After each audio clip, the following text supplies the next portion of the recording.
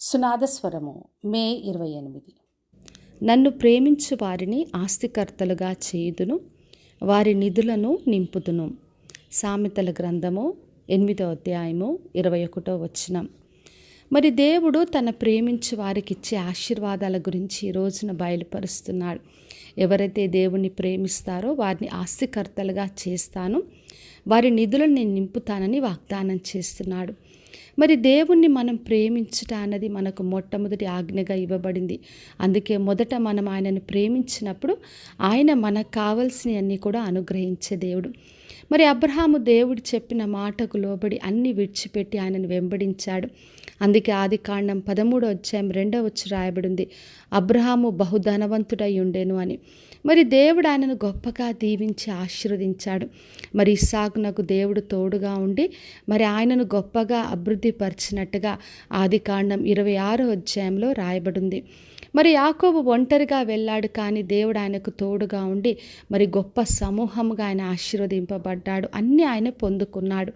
మరి దావీదు ఒక గొర్రెల కాపరిగా ఉన్నప్పటికీ ఆయన దేవునికి హృదయానుసారుగా ఉన్నాడు. దేవుడు ఆయనను రాజుగా గొప్పగా హెచ్చించాడు. మరి సొలొమోను దేవుని మందిరాన్ని కట్టించాడు. అప్పుడు దేవుడు ఆయనకు జ్ఞానముతో పాటు ఐశ్వర్యమును ఘనతను అనుగ్రహించాడు. మరి రాజులందరిలో గొప్ప పేరు దేవుడు సొలొమోనుకు అనుగ్రహించాడు.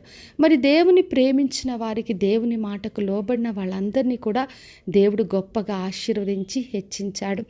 మరి ఎప్పుడైతే మనం ఆయన మాట వింటామో ఆయన ఆకాశం యొక్క మంచి దన్నిధిని విప్పి మనకు కావలసినవి అన్నీ కూడా అనుగ్రహించే దేవుడు. మనల్ని తలగా ఉంచుతాడు, మనం అప్పిచ్చే వారిగా ఆయన ఆశీర్వదిస్తాడు.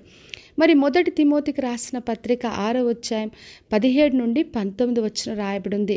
మరి ధనమును బట్టి మనము గర్వంతో ఉండకుండా, ధనమును నమ్మకుండా ధారాళముగా ఇచ్చిన దేవుని మనం నమ్మాలని రాయబడింది. మరి దేవుడిచ్చిన ధనమును బట్టి మనం ఇతరులకు మేలు చేస్తూ ఔదార్యం కలిగి సత్క్రియలు చేయాలని అక్కడ రాయబడింది. కాబట్టి నా ప్రియ సహోదరి సహోదర, మనము దేవుని ప్రేమించినప్పుడు ఆయన మనల్ని ఆస్తికర్తలుగా చేస్తాడు. మొదట మనం ఆయన రాజ్యము నీతిని మొదట వెతికినప్పుడు మనకు కావలసినవన్నీ అనుగ్రహింపబడతాయి.